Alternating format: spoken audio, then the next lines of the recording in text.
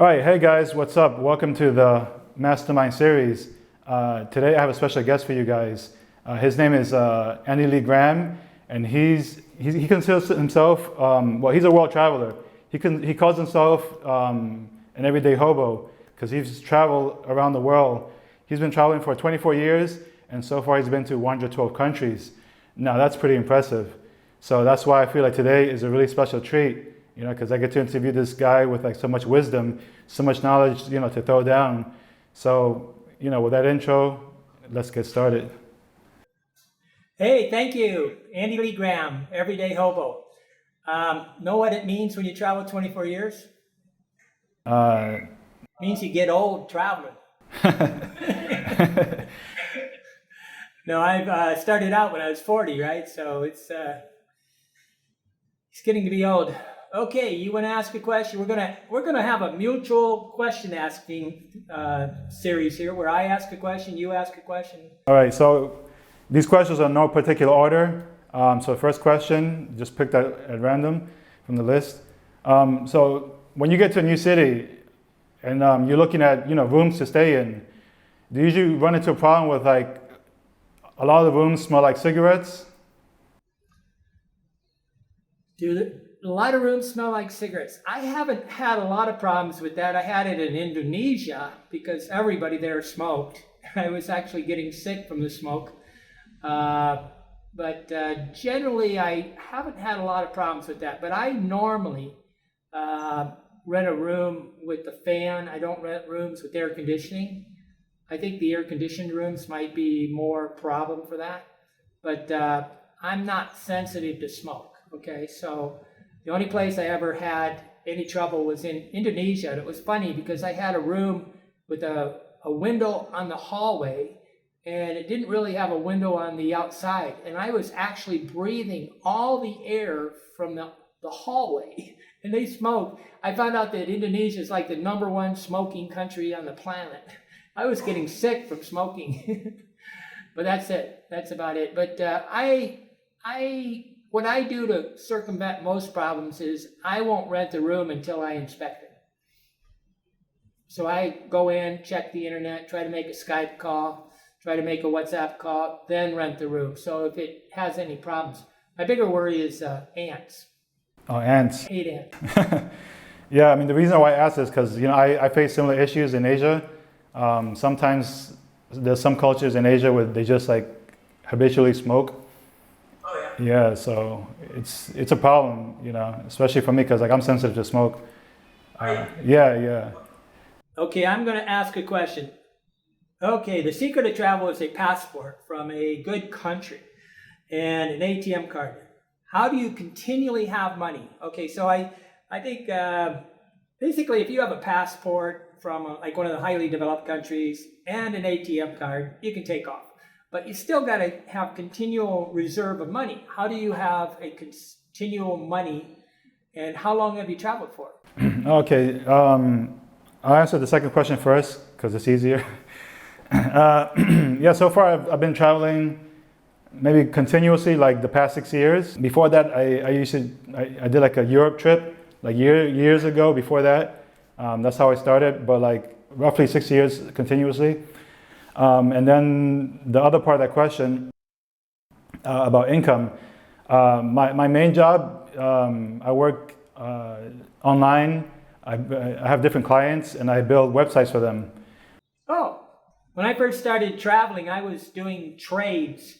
I would trade a website.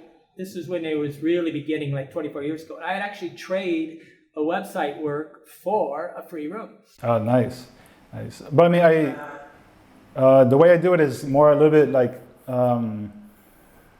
like I have a team that works for me, a team of people. Like I have a designer, I have a programmer, and then sometimes I have like a VA, and then they'll help me with like all the tasks that I have. So I just will kind of, I'm client facing, and then I take all the tasks, and then I break it down and I hand it off to the to my workers. And so pretty much that's my main source of income. Other side incomes, like I have I've had some e-commerce businesses. With e-commerce, it's like a wave. Like up and down. So like, like some businesses you'll start it and then they'll die out and then you start a new one and then, like it'll have like peaks and stuff. So right now the one side business that I still have that's still going for e-commerce is I sell patches, like cloth patches, like custom made. I get them custom made with my designs, and then I sell them, and I have like a small community of people who are really like passionate about like these specific designs, and so they constantly buy from me. So that's another source of income. And then I have some other residual income from just like stocks, bonds, dividends. Rich wife? Huh? Do you have a rich wife? Still looking. That's what I'm always hoping for, a rich wife, right? A doctor, works all the time and I never have to talk to her. But no, since my 24 years, one of the things I've laughed at is people ask me how I make money, and it's changed radically over and over, many, many different ways. I've earned money, and some things that used to work don't work at all. Used to make a lot of money with Google AdSense, hardly make any now. But here's my ultimate question to ask you. What is a digital nomad? This is a very controversial question because... I'm actually kind of snarky about this term. Yeah, I kind of had a feeling you were going to ask me that question.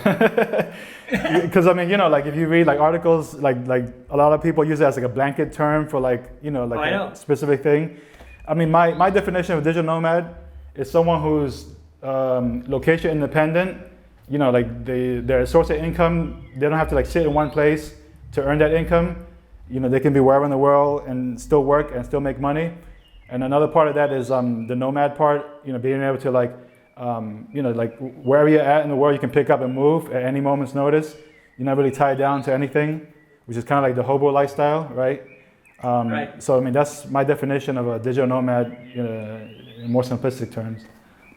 Well, I may have met my second digital nomad. I think Will Quarton on the Everyday Hobo website's definitely a nomad. He goes about anywhere he wants. And I think a man named Dion Yang may be one too.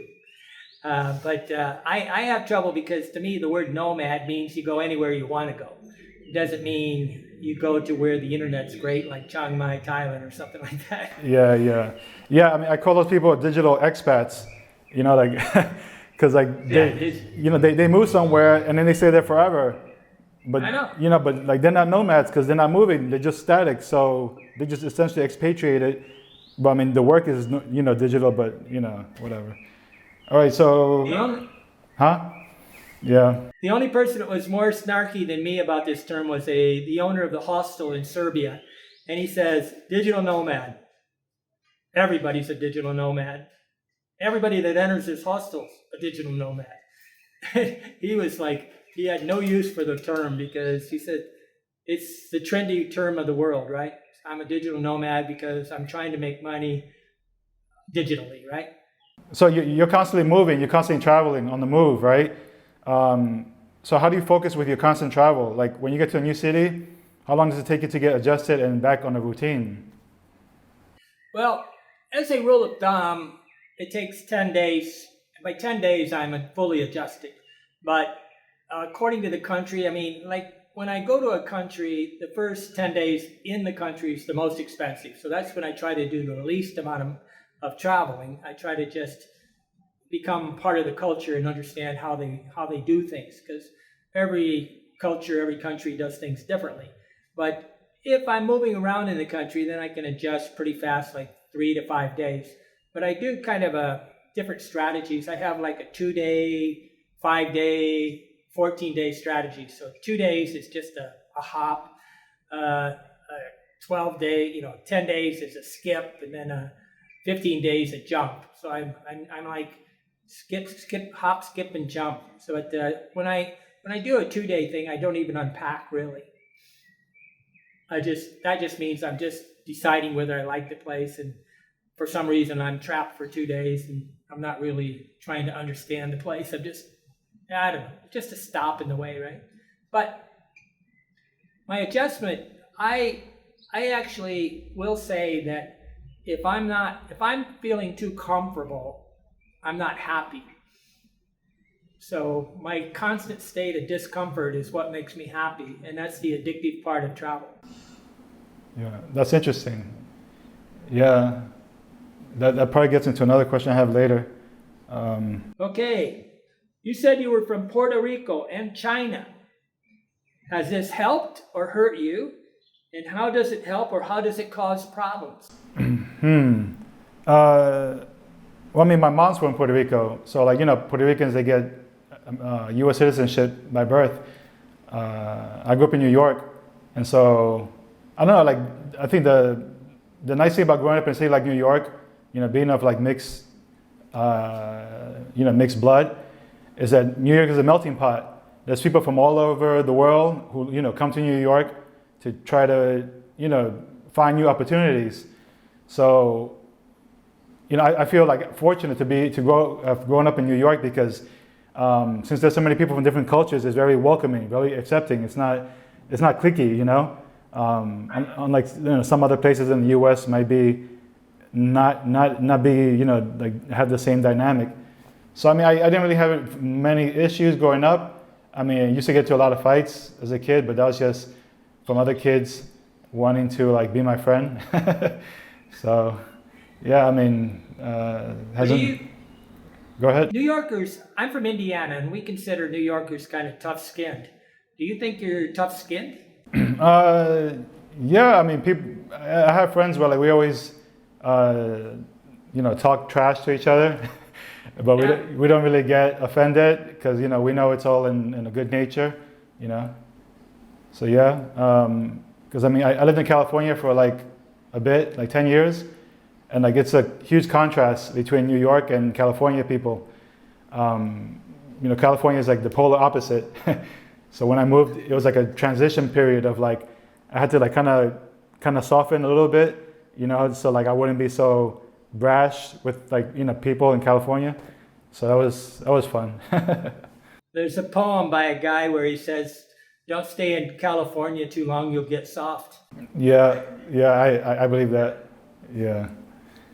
Let me see. So my turn. Would you ever go back to the Dominican Republic? Well, that's $1 million question, and everybody keeps asking me. I guess if I like the Dominican Republic. Okay, in some ways, it's some of the funnest expat travelers on the planet. I kind of like rich guys chasing girls, right?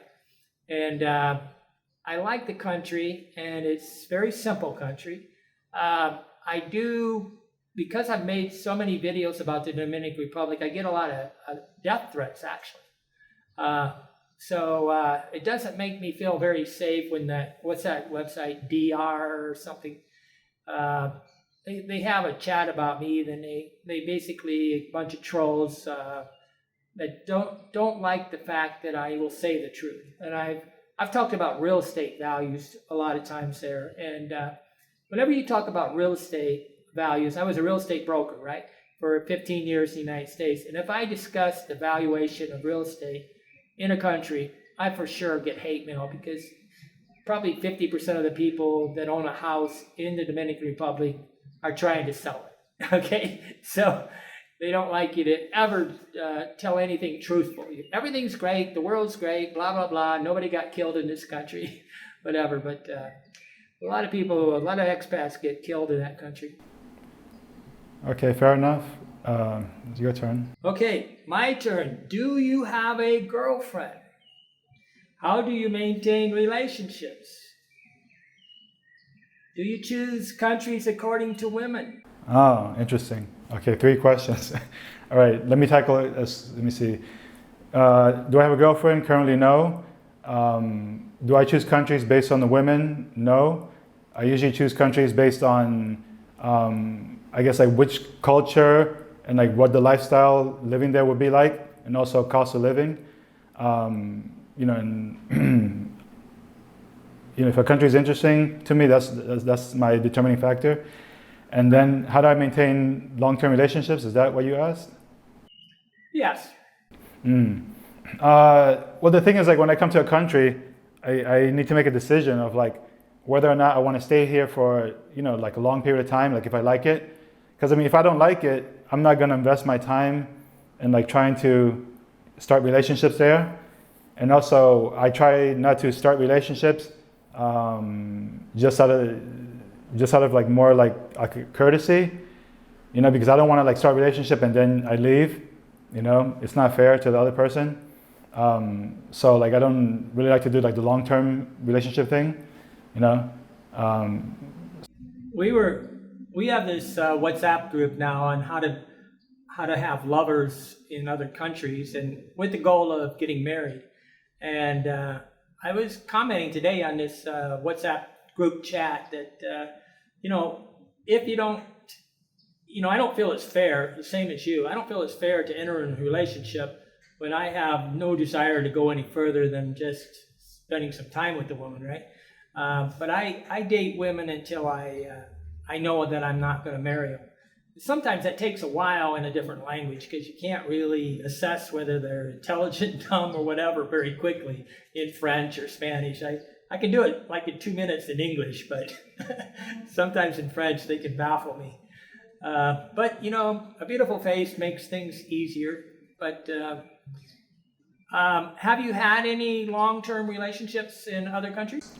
Yes, I have. I've had a few. Actually, I feel fortunate because like I met some really amazing women in a few countries.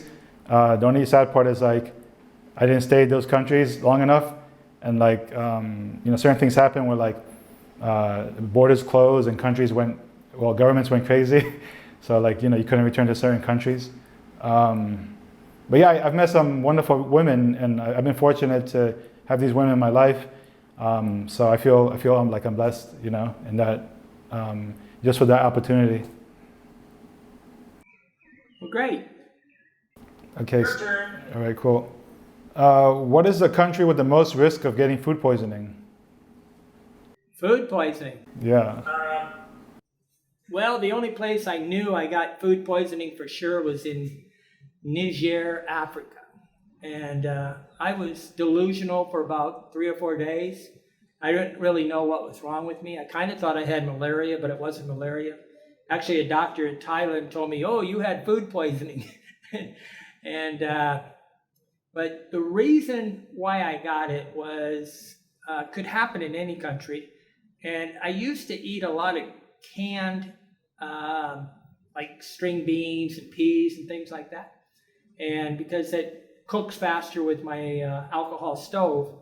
And I think the cans were old in Niger. And you can tell by feeling the can. So like right now, when I have a can, I feel it to make sure there's no bumps on it. And if you open it up, you don't want to hear like that. That means there's pressure inside and there's food poisoning. But I don't worry much about food poisoning. I will eat the food raw. I will eat anything. I drink the water. But I am now very careful with canned foods because, it has time to sit in the can. So when I don't trust my eyes, I always put the can in my hands. And I also listen for a whenever I open it. But I don't eat much canned foods anymore. I sort of went to a raw food vegetable thing. So I eat about 10 raw foods, raw vegetables. And saves a lot of cooking problems. But I don't know. In the United States, I like those seaside butter beans, so I'm kind of addicted to those. But they're not in many countries, so I don't have to worry about it. Yeah. Okay, your turn. Oh, my turn. Well, the thing disappeared. Okay. How much time? I watched some of your videos and they seem pretty well produced, and I'm kind of jealous because I don't know. I'm jealous because no, I'm not jealous. I'm glad you do it, but I'm not going to do it. How much time do you spend on one video? Average maybe like 2 weeks. Like the shortest, or like mid-range, like 2 weeks. Shortest would be like maybe 1 or 2 days if it's just like talking, right? The travel vlogs maybe like 2 weeks minimum, And then I have like some bigger projects, which usually like would be like in the works for like 6 months. So it varies, but on average, like 2 weeks is the most. So I mean, how many hours is that? I don't know, 2 weeks, 20, 10, 20, 15, 30. Maybe anywhere between 15 to 25 hours. Well, me and Andrew, my partner of 18 years, whatever, we were talking about the fact that my YouTube channel is competing with people that put in 25 hours. And I said, because I kind of turn on the camera, stop, then I publish it. But I'm trying to change my ways. I'm going to make a little more organized and try to control the lighting. But it has a lot to do with age. I find that I don't want to get into natural light as much as I used to. But I'm trying to look younger without... people get really offended when things are too natural. That sounds strange, but they do. They get offended because they're so used to well-produced videos now that it's very hard to make a normal one without doing it. Okay. I think it's my turn. Your turn. So like,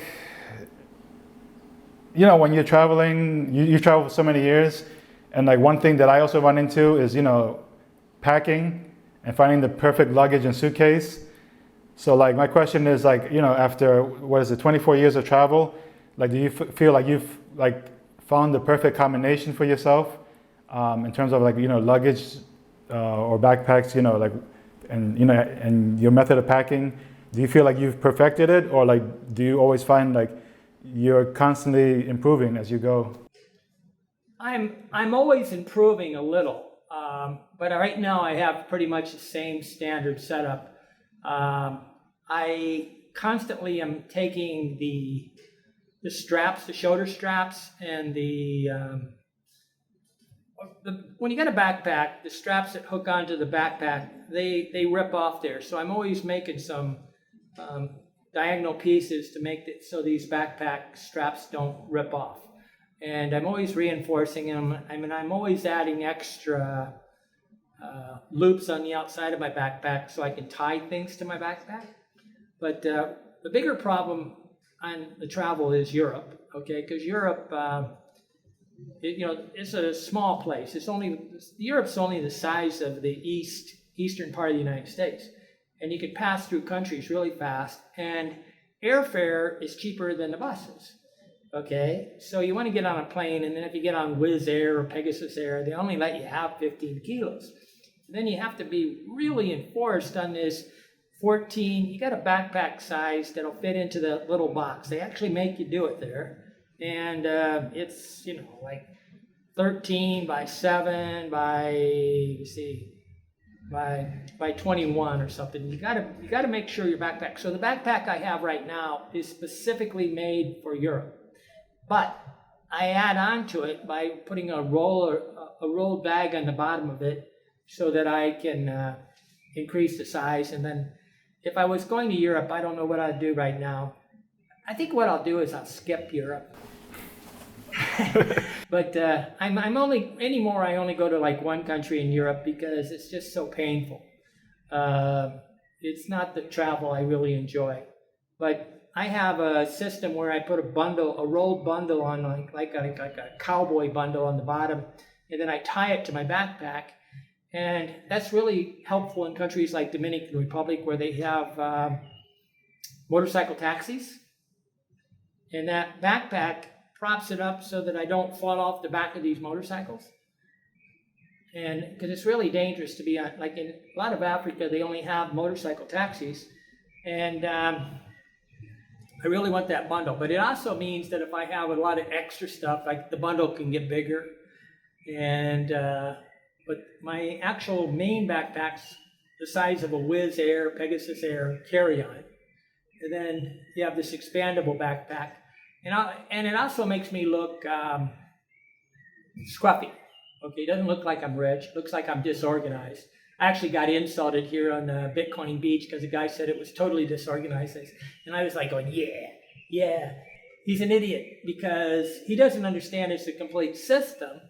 But I want to look disorganized because the people that are with the zip-off leg pants, the little hat, they got the uniform on, they're going to rob them guys, right? Me, they go, I don't know what to do with this guy. So half of it's trying to not look rich. In my backpack right now, I have 2 laptop computers. Oh, you travel too? Oh, okay, that's interesting. And I have a Canon camera that's about $800, and I'm carrying some tripod stuff. I'm trying to carry tripod and lighting, and I got a special configuration for lighting, which is, but I like to play, so that's kind of my problem. I like to play more than I actually like to make the videos. Yeah, I hear you. My next question, do you love making videos, or you just started to do it because you need to do it? The process of making videos is it's definitely like a soul-searching journey. I don't say that like I love to make videos. I like the journey involved in it, and then the process of discovery that comes out from it. Because all the time I'll go on a trip, and I'll record stuff like randomly, and then I'll get home and maybe like 1 or 2 months later, I'll like open up the footage, watch it, and then when I finish the video, it gives me a way to like reflect on the trip, So it gives me like a full picture of like stuff that I might have like spaced out on, and also like how much I really like the place. Because like sometimes you go to a new country and like you get like the rose glasses, you think everything's nice, whatever, but then like afterwards, like if I look at the footage, I'm like, oh wait, I remember this when this happened, like that wasn't such a great thing from that place. So I use it more as like a form of reflection, like a form of therapy more than anything. Yeah. I think making videos and writing is the best way to take these abstract, fuzzy ideas in your brain and put them into reality. And I've written like 10,000 travel blogs, and people think I do it for them. I really do it for me, because after I'm through writing, I've written. By writing, I've learned how to think about the place. And by doing videos, I learned how to think about the place. And like 20 years ago, everybody kept a diary. And that was common, that you'd always see these girls sitting in the corner, writing in their diary, drawing photos, little pictures. And I've seen some really great ones. Now it's very uncommon because the backpackers are sort of gone with the wind. But yeah, nowadays it's like the social media stuff is kind of like I see it as like a bad thing. People just like they're just taking pictures, but they're not really thinking about the experience. Oh yeah. They're not even there. They're somewhere else. I've met people in Europe where I said, "Hey, you're in Europe. You're not in the United States. Come on. We're here. There's people talking. Come on, please. You can stop talking to your mother." Let me see. Your turn, I guess. Yeah. Do you usually like just like stay? Because I mean, usually like you stay in one place for like only like a short time, right? And then you move on to the next place. Is it because like cultural fatigue, or is it a different reason? Well, sometimes it's cultural fatigue. Usually, my addiction kicks in, and I need something different because it's too boring. Like I said, if I feel too comfortable, I start getting angry, and I can tell that I'm angry because I'm not happy with anything. And what I need is something to take up my brain, my bandwidth in my brain, and give me something to think about. And that means that I'm looking at the same things. And the culture fatigue, though, is a different problem. That's like when they cut in line in front of you and you want to kill them.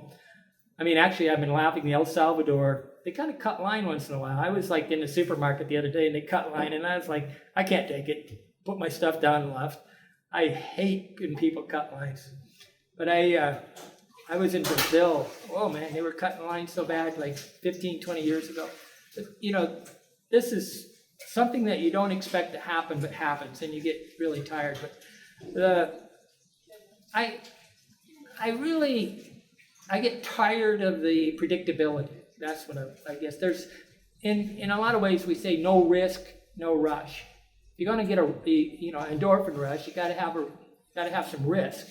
Without a risk, like right now, I'm going to Mauritania here on June 6th. And I need a rush. Yeah, that's addicted, right?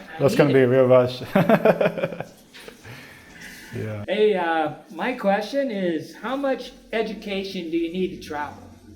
Does it help at all to have any kind of education? Yeah, I want to say the only education you really need is street smarts, because I mean, traveling is a dangerous thing. People think like, oh, it's like easy because they only see one side. They don't see, all the little micro things that happen, like when you travel, like for instance, like all the issues at the airport when you land in a new country, like taking out money, making sure you're safe, taxi scams, like little scams here and there. Like airports. I feel like airports are scams in themselves because, like for instance, Dominican Republic. As soon as you land, there's no option for like a public bus, and there's no option for cheap taxis because all the taxis are like $40. Unless you call an Uber, then you get like a $16 taxi. But if you want to take like the bus, like they call it guaguas, it's like the 8-seater buses.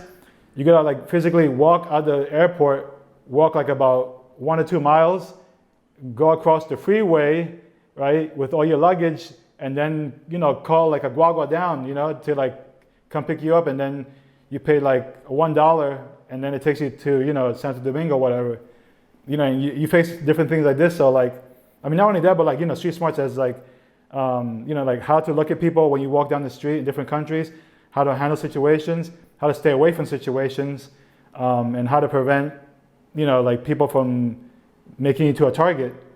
Because I've heard different stories about different things, like for instance, like when I went to Barcelona in Spain, one of my roommates at the hostel, it was an Australian guy who lived in England. He said as soon as he got off the bus in Barcelona, some guy walked up to him and just put his hands in his pockets, and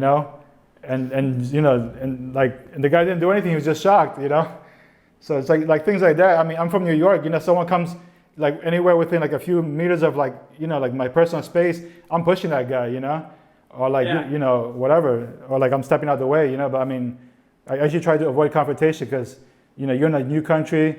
Laws are always going to be against you, so you want to avoid that kind of stuff. So yeah, I mean, you need some street smarts, or at least find somebody selling a program that teaches you about the street smarts.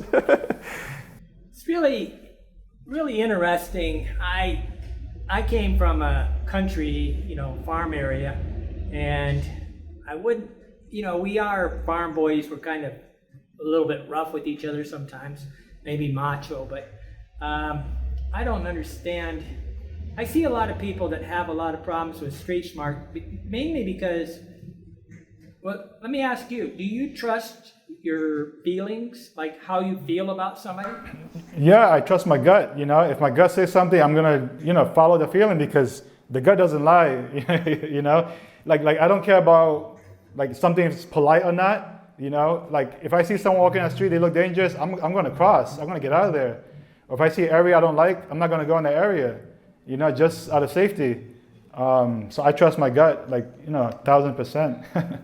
Well, I 100% agree. I think that I was talking to a gentleman yesterday, and he says, well, I said, the hotel's a little hot here, but I really like Lily, the manager. And he said, well, what's that got to do with it? And I said, hey, I don't live in a hotel if I don't trust if I don't trust the staff and I don't like them. What comes first? The staff comes before the room. So I want to know that I feel like they're kind of having my back and they like me, right? But I'm absolutely ruthless, and I've said a few times, which gets people kind of angry, you have to be willing to get a little violent if you're going to travel, because sometimes I've actually spun around with my backpack and knocked people down. I remember in Costa Rica a few years ago, I got off the bus and just spun around like that really fast, and he just whacked a bunch of people out of the way because they were touching me, right? And when they touch me, that's when I get, but I use my backpack a lot of times for I like a way to bop them, right? Boom. I bopped some people in Haiti one time.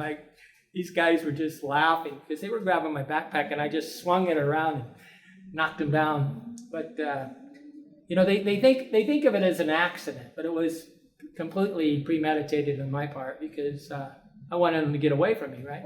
Don't touch me because, but I don't have any pockets on the outside. I always laugh at these backpacks that have all these pockets outside where you can stick your hands in. Street smarts. Okay, what's your question?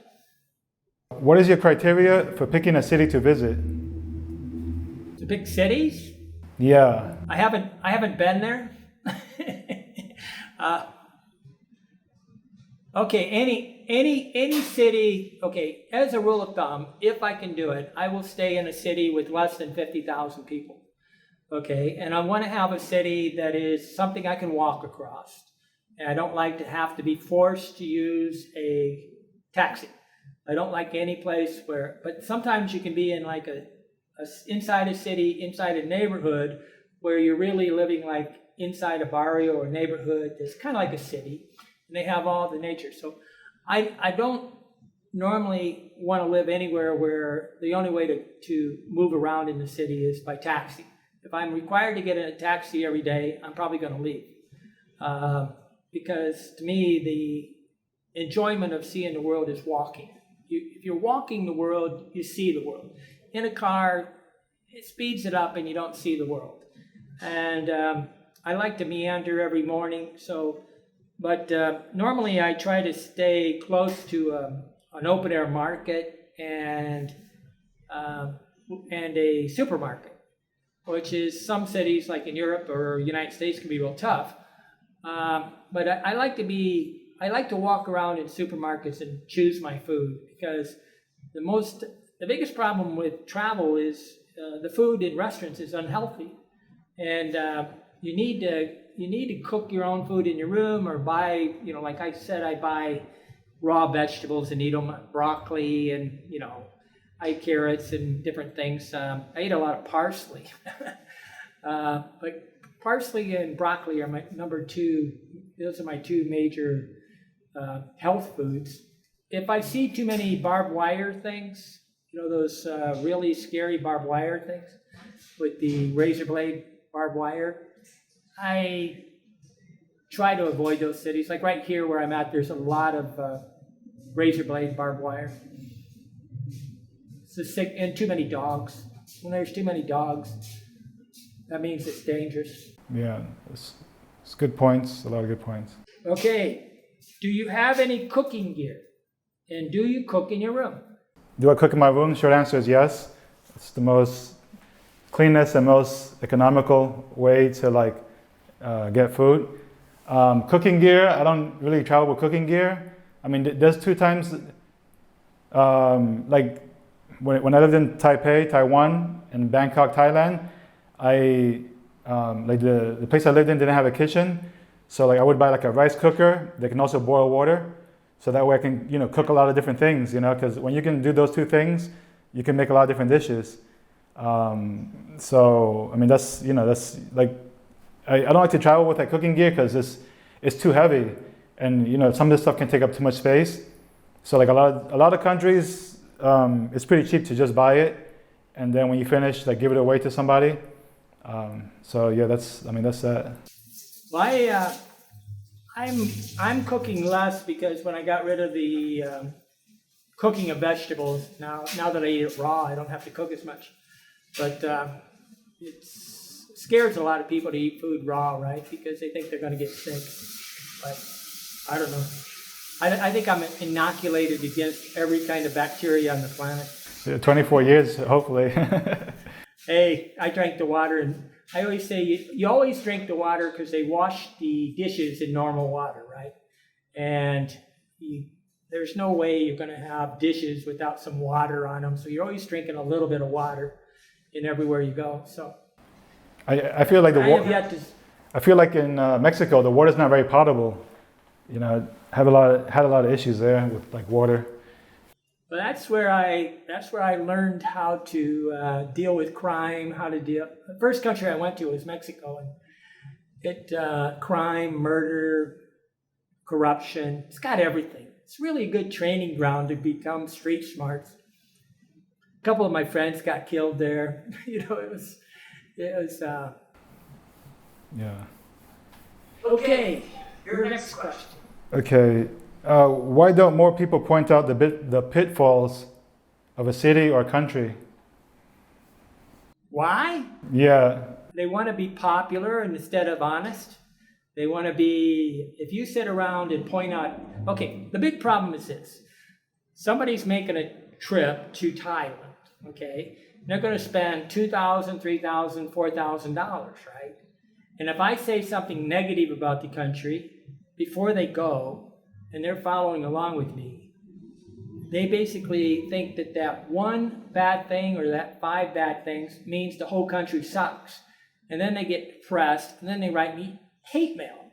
So if you really want to be a liar, you can get a lot of traffic, right? So the people that got the rose-colored glasses on all the time and everywhere is beautiful, they can have more traffic because then they're prepping people for a vacation, right?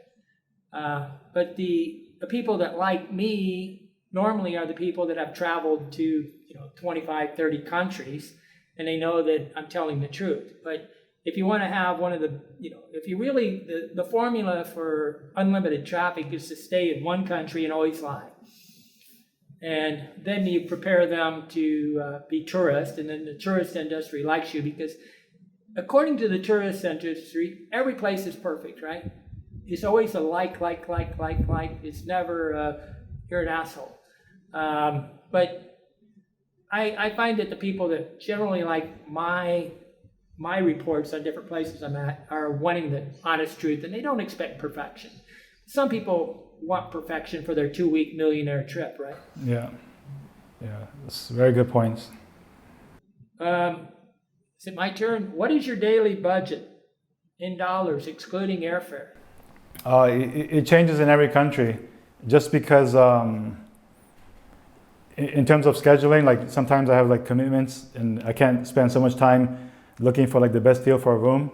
I just, let me see. I usually keep receipts in like Ziploc bags, right? So this is all the receipts for like Santo Domingo, Dominican Republic for last month.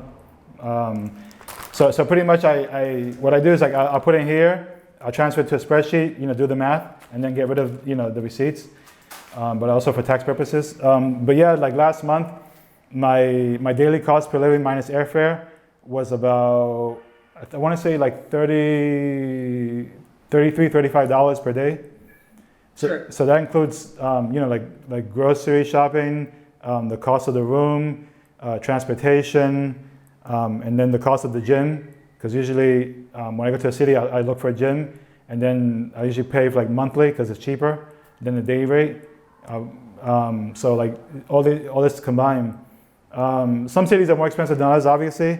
So like when I lived in Vietnam, in Ho Chi Minh City, Saigon, my daily rate was about maybe like $22 on average per day. So that included the room, transportation, gas, what else, and food, and any entertainment. So obviously every country is going to have a little bit different. The amount of your dailies that I've seen that you talk about on your channel is really like I don't think most people can achieve that, because most people are not willing to give up like creature comforts, or most people are not willing to like go out and search for like the best price room.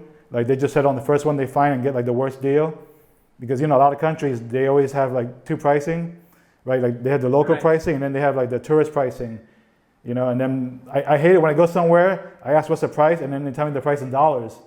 I'm like what? I don't have any dollars. Like, why are you telling me this? I want the local price.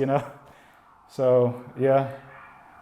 When I first started traveling 24 years ago, everybody was carrying around the Lonely Planet, and we took a lot of pride in going cheap. Okay, and you don't have that anymore. People are not telling you how they got a $5 room or $3 room. They tell you how they got a $35 room and how it was recommended by TripAdvisor, and they're flashbackers. But for my first 5 or 10 years of thing, I got into the mode of always caring about being the cheapest traveler. Okay, now that doesn't endear me with people. On the other side is, one of my goals is, like, if you take say you got a $30 a month, a $30 a day budget times 30 days, that's $900, right? And I have people ask me if they can travel the world on, I remember a question, he goes, where can I go on $1,500 a month? And I said, well, take a world map, back up and throw a dart, and you can live there. I said, $1,500 a month, you can live in almost any country on the planet, relatively good.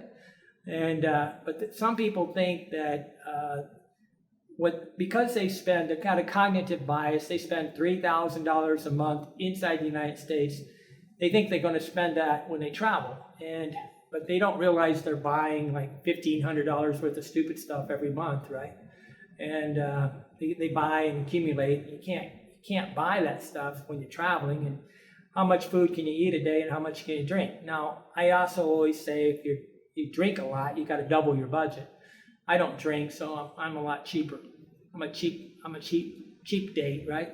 But I do want to always give people hope that they could start a business, and they know that they could live on, say, $750 a month, go very slow, and have the time to actually become a digital nomad. I'm proof that you can live and earn money for 24 years. I've lived only by the money that came in digitally for 24 years. And I think this is like an evolutionary thing where people realize they don't have to stay at home. So a lot of mine's also, I like to wind people up a little. I hate to say it, but I love to go to McDonald's or someplace where they instantly have a status problem. Okay, I want to check out the French fries or the Egg McMuffins, or I will even say I'm staying in a $5 room just to see if they're smart enough to realize I have a right to be different than them. And we all have a right to be different. But if you have a budget you got the money, I don't have a job. I'm self-employed, right? I don't have clients really. I guess it's your question. Okay. Have you ever been to Bolivia? Yes. I don't know, 3 times, I think. What are your thoughts about the country? My first thought was Israeli girls with thong bikini underwear. What? I'll never forget, I was sitting in this Israel. There's a lot of Israelis in La Paz, Bolivia. And they were 3 girls sitting there with their butts hanging out with their thong bikinis there. I'll never forget that. That was one of the most, one of those testosterone rushes that you really like in life, right? But at 3,500 meters, which is La Paz, it's harder to breathe, right? So I had a lot of fun in La Paz. It's kind of a culture like, I guess, is it Quechua? I think it's Quechua. But it's, 3,500 meters is cold, right? And it's harder to breathe. And they have more of an indigenous culture like Guatemala or Ecuador. And it's kind of fun. I will laugh when my friend Gary asked me what I would do if I lived in Bolivia. And I said I would start walking until I wasn't there. I said it's like Niger. I remember Niger, Africa. I was trying to tell this NGO guy. I said it's a really good one, Eden Foundation. I said, this is a horrible place to live. Why don't you tell them to walk south to Nigeria? And he goes, well, they like it here. I said, they don't know any different. I said, this is the worst farm area on the planet. They were nomads before they became farmers, and then they're trying to farm the desert, right?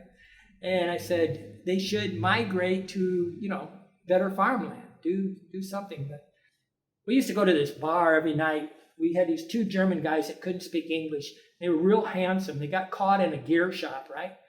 And they had every kind of gear possible. Obviously, they were rich Germans, but they didn't speak a word of Spanish.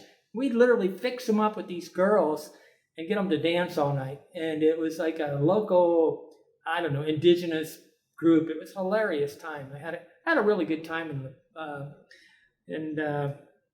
in La Paz, and the whole country is, but it's very poor and it's isolated. It's a landlocked country, right? Any country that is landlocked, where there isn't an ocean on it, is considered like lower on the Human Development Index. So, like Paraguay, Bolivia, there's countries where there is no ocean, and it's almost a signal of kind of poverty in a way. But something to pay attention to if you want to try to think of why they're poor. They're held landlocked. Okay, when do you work? Mornings or nights? Are you that 3 o'clock digital nomad staying up all night? Or are you the wake up early like somebody I know, myself? Do you wake up early or do you wake up at noon? Do you stay up all night? Or do you have any kind of pattern to your work schedule? Yeah, I like to wake up early just because I like to wake up with the sun sometimes. Like some cities, the sunrise is very beautiful, and then when it comes up, you just feel like the light on your face, and that's like your wake up call. That's like your alarm. So yeah, I usually like to work a little bit in the morning. I'll take a break in the afternoon, and then come back in the evening and do some more work. I just like to keep it simple like that. Yeah. So there's nothing complicated. I think the hardest thing for a remote worker, or location independent worker, is they think they're on vacation the whole time, and they just blow off any kind of routine or schedule. And if you're going to be self-employed, you're going to be making money, you got to have a routine. One of the first rules of being self-employed is treat yourself like you got a job and go to work. And a lot of people go on vacation and they never blog, they never do anything and they fail because they have no routine in their life.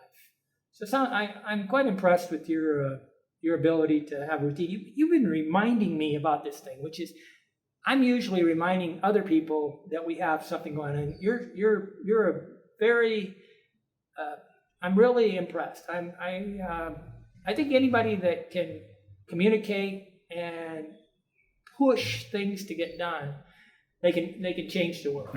It's important. I mean, if you live in Asia, that you got to constantly keep pushing people to do things. I think it's all countries. Yeah, but I spend most of my time in Asia, so that's my frame of reference. But I like countries where it's very the people are very proactive. They're always moving. They're always trying to make money, trying to do something. It just makes you feel more energetic, as opposed to countries where people are more not laid back, but kind of lazy. They're not as proactive to make money. They don't have that hustle mentality. So it's kind of it makes you feel more down and not as energetic. So yeah. In one of your videos, you said you had a $700 travel challenge. Oh yeah. I have an open contract in a way offer to anybody. They pay me $700, and I will go to any country they want. And that's just a one-way ticket, right? And I really like to make people happy, and I kind of have a dream of there's people, especially older people, that they want a vicarious trip. Right? And say they gave me $700, I would go to Somalia or someplace. Right now, I'd kind of like to go to Somalia because there's a famine. Yeah, famine. They have a drought, right? There's no rain. And but there's places where people would really like to see it. And the communication's good enough now that I could actually tell me what to go see, what to go look at, and I could be their eyes on the ground. And there's executives that have a lot of money, but they just cannot cut loose for longer than 2 days, right? They want to go to France, and they want to see certain things. And then the fun part is being able to talk it over. The fun part about travel is not just seeing the thing, but talking about what you're seeing with somebody. And so I'm often offered this $700. I had one guy that was going to pay me one time to go to Kenya. He wanted me to, he wanted to sell some product there. Oh, it's just something fun. I volunteered with this Steve the Spy a few times. I call him a spy because I think he's a spy. And I wanted to go to the DRC Congo. I shouldn't really tell you who he is, but he's a spy. And he goes all around the world and gets involved with the U.S. government, gets special reports and stuff. And I said, let me go to the DRC Congo. And I said, why? He says, I know how to travel in these tough countries better than you do. You stick out like a sore thumb. You're not a very good spy. I would be with my low-end backpack.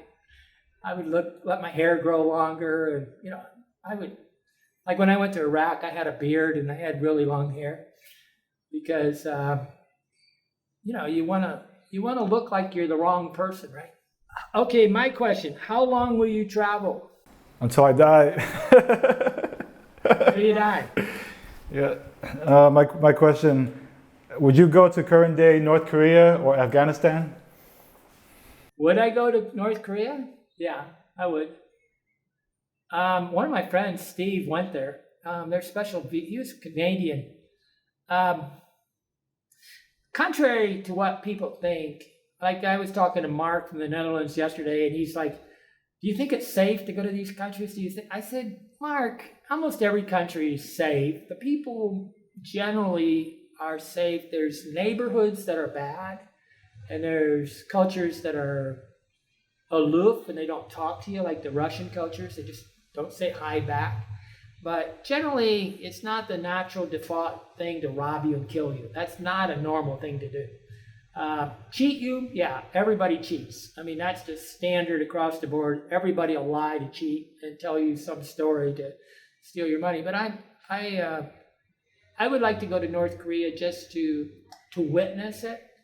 I was in Cuba and I was in Iraq and in Haiti, and I call it kind of being a witness. Somebody that will actually tell the truth. I think we need people that witness countries because the tourist industries they don't tell the truth, right? They just are not to be trusted, and they act like it's either a catastrophe, the world's coming to an end, or like when I went to Niger and they said they had a famine, and it wasn't a famine. The BBC, everybody, it was malnutrition, which is a whole other thing. They had like 5 foods, and they called it a famine because they made a lot of money for the NGOs. And when I went to Iraq, they were liberated. They were not bombed out of existence. They were they basically were liberated, and they were extremely happy to get rid of Saddam. They all hated him, right? But you need witnesses. So, are you lonely? People always ask me that. Are you lonely? Yeah, I would say it depends on the country I'm in. Some countries I feel more lonelier than others. For example, I remember like the second time I came to Taiwan, I felt super lonely.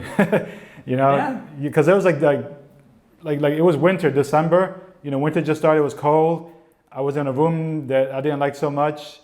It was gloomy. It was depressing. I had just come from Thailand, because Thailand's beautiful in the wintertime. Oh yeah. And then when you have like the stark contrast, like just from Thailand to like gloomy Taipei in the winter, it was just really depressing. And then also like Mexico, I feel like that's another depressing country also, just like overall. Like no matter, like I went to maybe like 8-10 different cities, and each one I always felt like a overall sense of like depression and like kind of like a general laziness. Maybe it's like the air or something in the water. I don't know. But yeah, I mean, it's normal, like, I mean, we all go through, and the environment affects me big time. So that's like one of the factors. So like, that's why we try to find like a room that has like, a lot of natural light, stuff like that. I make a joke about, I'm pretty snarky about Mexico, mainly because of the violence, but I always make a joke about Mexico. The problem with Mexico is it has Mexicans. If it didn't have they're really fun people. They say hola. They're really happy. Their Spanish is mellow, and but it's getting too expensive right now. But I don't like the fact that It's obvious there's a lot of corruption and crime and things in Mexico, and all the Americans ignore this, like it's something for somebody else to happen to. Yeah, right? yeah. I mean, that's the danger of like all these people say positive things and they don't talk about the negative things. It creates a false sense of security, and that's why all these bad things happen to innocent people because they're not they're misinformed. Yeah. Well, when everybody tells you everything's great, when a travel writer or a travel video person says everything's great and everything's wonderful, I know they're lying, because there is no country that's perfect. And I don't watch many travel videos, and I don't read many things, because 85% of it's just an advertisement that's a lie. And I don't appreciate this. I think it's negligent, and I think it's dangerous. You don't tell people that everything's safe when it's not. Yeah.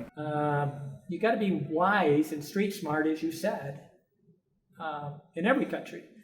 Americans are pretty naive. In what sense? Well, if you're from the Midwest, where I'm from, it's so safe, it's ridiculous, right? We didn't even lock our house door when I was young. We didn't lock. My mom only locked the door after my dad died. But there's places in the United States that are so safe that you think everybody's like that, and but New York City's, to me, extremely violent compared to Indiana, right? Although one New Yorker said he couldn't come to the United States because he watched the movie Deliverance. I go, it's a movie. Yeah. When you're on the road, is there anything that you miss about back home? Clean sheets, fitted sheets. Fitted sheets. Fitted sheets. I really am disgusted with the hotel hospitality industry. And you would think that every single married couple would be really upset that the sheets are off the bed in the morning. I really like the hotel I have right now has these really thick mattresses, right? And they actually have the sheets that fit on these things. And so I really enjoy that. Plus, I miss the quiet. In Indiana, where I come from, it's actually scary, because when I go into Orland, Indiana, it's so quiet. I'm looking around going, is something happening? It's just so quiet. And, the constant horn beeping. I really miss walking down the road without tripping in a hole.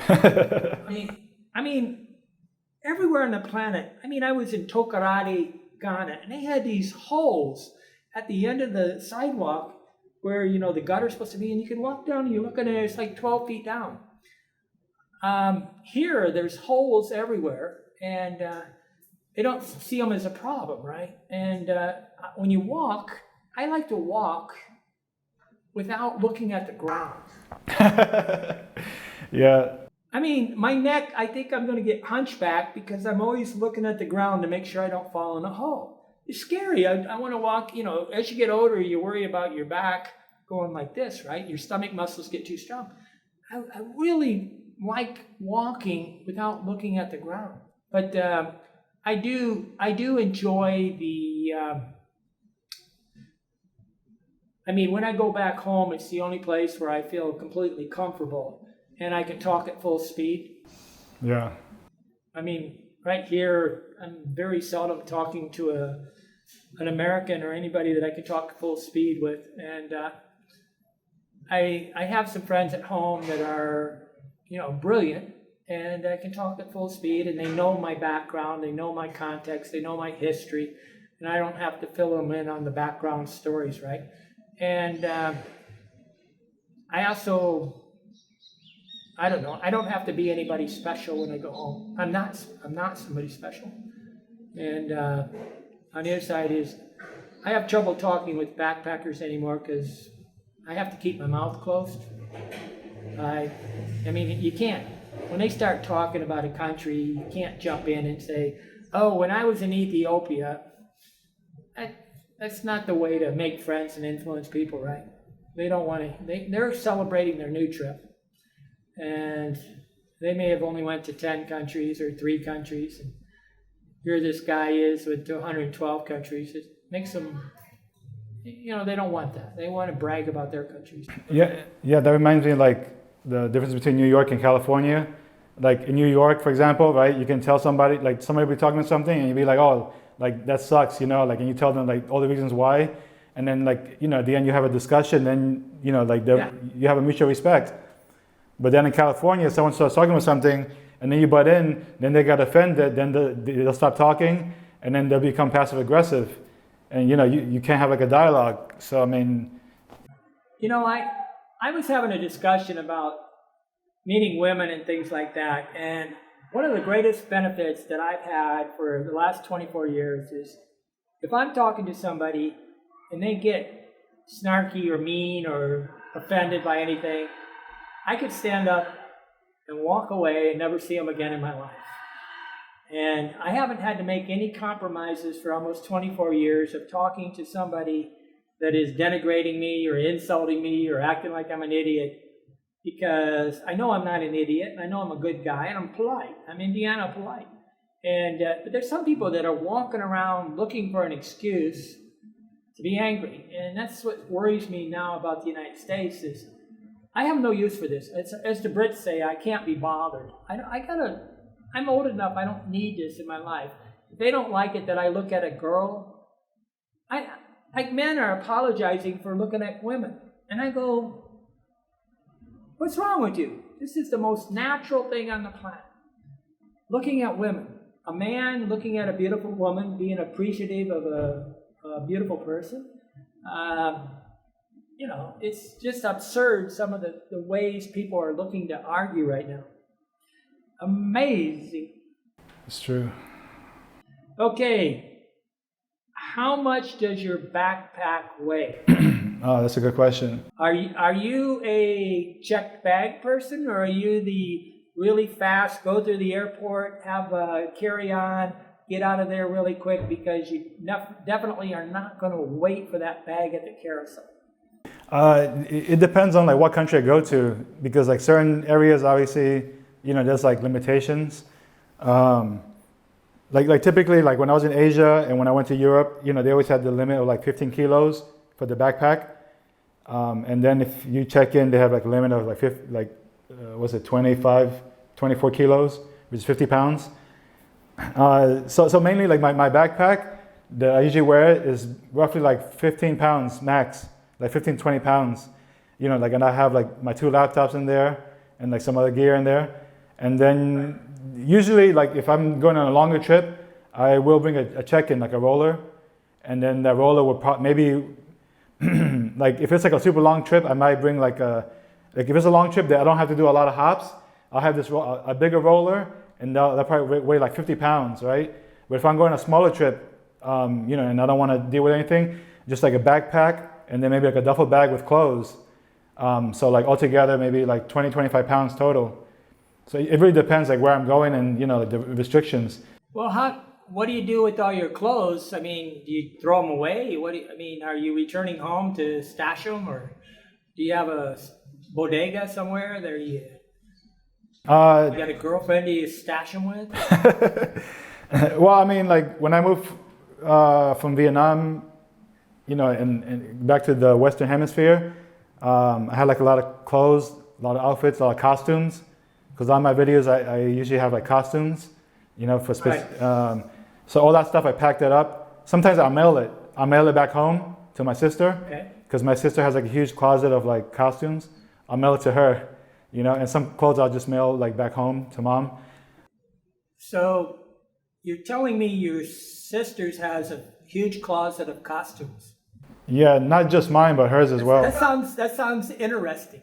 Not just mine, but hers, Well, that's like I said, a woman with costumes. That sounds like a bonus. Yeah, I mean, I guess it's not too uncommon these days, right? It depends. I don't know. I'm making a joke. Women with costume. That was a good visual. Yeah. Well, life is good. The one problem is like shipping, Some countries it's really expensive to ship internationally. horrible. And then some countries it's cheap to ship internationally. Like for example, like Vietnam, to ship stuff regularly, like through the regular post, it's super expensive. I don't know why, like it's so expensive. Like shipping from China, Taiwan is super cheap to ship to US, but like Vietnam, forget about it. Thailand was pretty decent. And like Thailand, you don't have to fill out so many forms. Like they're just efficient, and it gets to to the US within like a week. It gets to Europe within a week. So like if it's too expensive to ship, I'll just like bring it with me or I'll dump it. You know? Yeah. Yeah. Well, I'm actually, now that my mother and father are both dead, I suspect that I might be gone outside the United States for as long as 2 or 3 years. So I'm changing my whole strategy. When I first traveled, I was gone, probably the longest I was gone was 2 years. And that was traveling from Mexico to Chile by land, right? And I'm going to go on, I have no reason I need to return to USA. So I'm sort of rethinking my whole travel strategy. I also don't need to keep anybody feeling safe. I can go to the dangerous countries again. I like the countries where it's kind of risky and fun, and I don't know. I have to worry a little, right? Yeah. Well, one thing I do about clothes is like I started. There's something called the Ranger roll. So it's basically like a military technique to roll clothes, where you roll it super tight like a burrito, and then like you have a shirt that's like roughly like about maybe 3 or 4 inches wide, and like 2 inches, 2 inches like tall. So like you can just like cram a lot of like clothes into like a small space. Well, that's the reason why I'm wearing these kinds of shirts, because they're smaller. You can roll them up and they dry faster, and I take the collars off and I remodify them. But I carry about 10 shirts now, and I carry about 15 pairs of underwear, which people always think I'm crazy, but I like to be able to go at least 10 days without washing clothes. Okay. That makes sense. Yeah, because I mean, washing clothes is a big deal. Like sometimes you're in the country and like, I mean, you do a hand wash, but then like it's too cold to dry, so like you run into like an issue where like you have wet clothes, Where was I at? Nepal, and these guys in Nepal get be very cold, and they'll hang their things out, but they wring out every drop. Okay, well, in Africa, they barely even wring them out because there's so much heat. They just I'm going, guys, wring them a little better. Plus, I don't like to have soapy water in my clothing. I'm always worried about soap entering my body. And I end up washing my clothes anymore myself, hand washing them, trying to keep the, I will rinse them 2 or 3 times because I think the soap is going into our bloodstream. Yeah. I seem to run out of questions. You got any left? Yeah, I got the last one. If you could give advice to your younger self who's starting on a world travel lifestyle, what would it be? If I could give advice to a younger version of Andy, what specific advice would I give? Yeah, like who's starting to do the world travel lifestyle?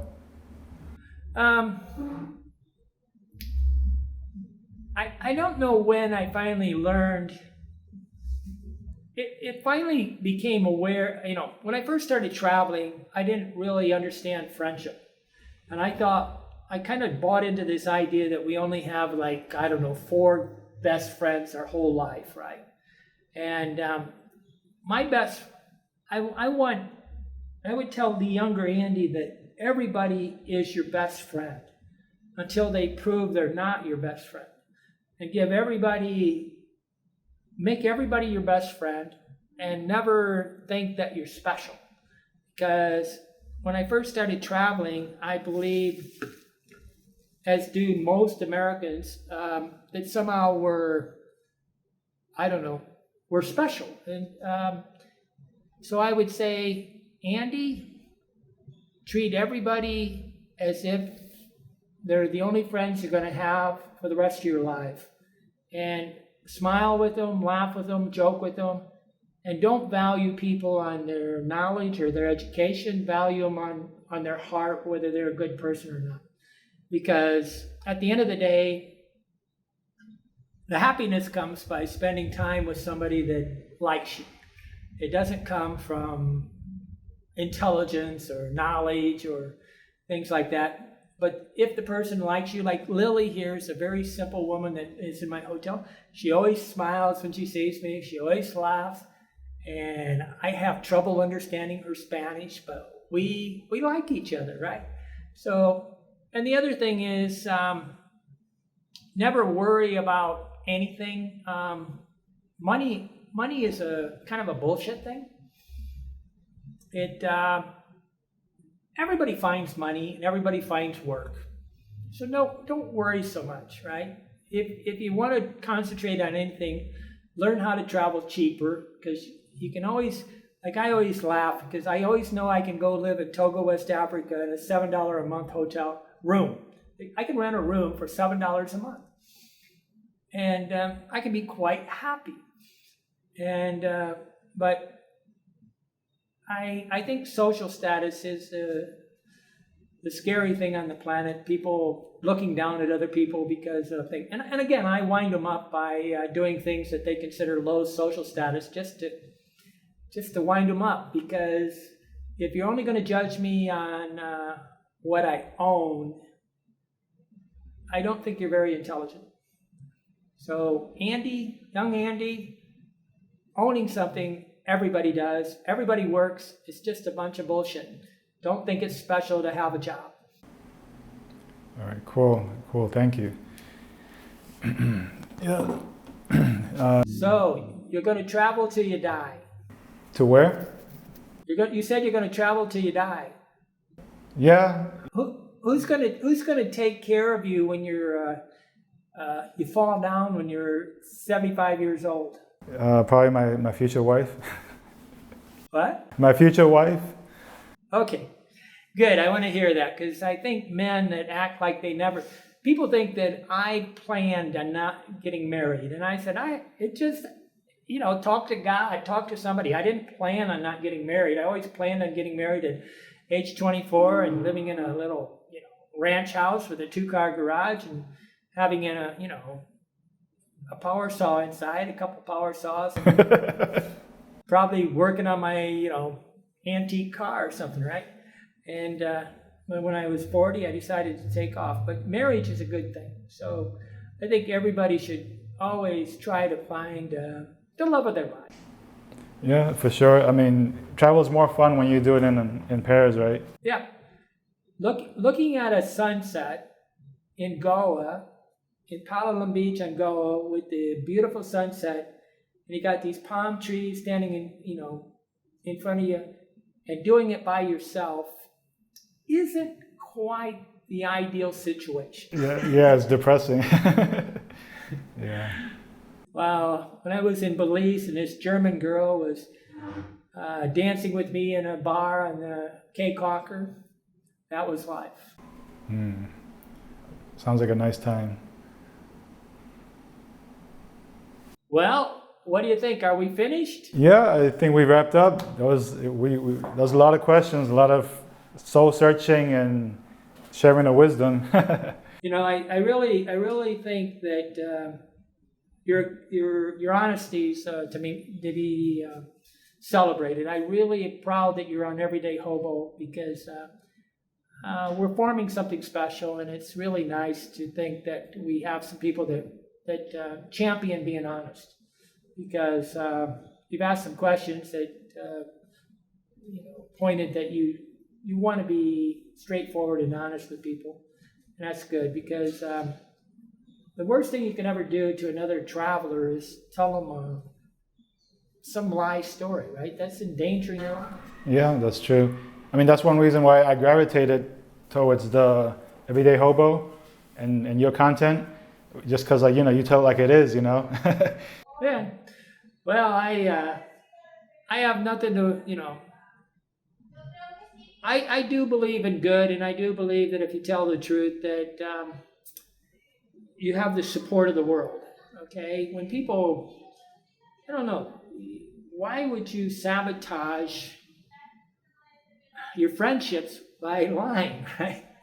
I mean, if they see a leader as a person that they tell things in candor and honesty so that they can be followed and trusted. And right now we're making videos, and there's some young man, some young woman will be watching this video, and they'll start thinking about, I could do that. Yeah, well, I mean, it's hard because a lot of people don't want to take the risk, because there's a lot of risk in traveling, You could lose your shirt, right? Like in a second. That's the thing they don't talk about, because if people talked about that, they would get, put off, and they wouldn't want to travel, But I mean, you're not gonna, as long as you have like a certain, like amount of like knowledge, like going into it. I mean, you can stay relatively safe, while traveling and have a good time. I haven't been able to point it out, but on Everyday Hobo, one of the biggest values that people don't understand is you're talking and you got a person like me in El Salvador and somebody like you in Dominican Republic, and they can talk to you, become friends, and say, hey, I'm coming to Santo Domingo next week.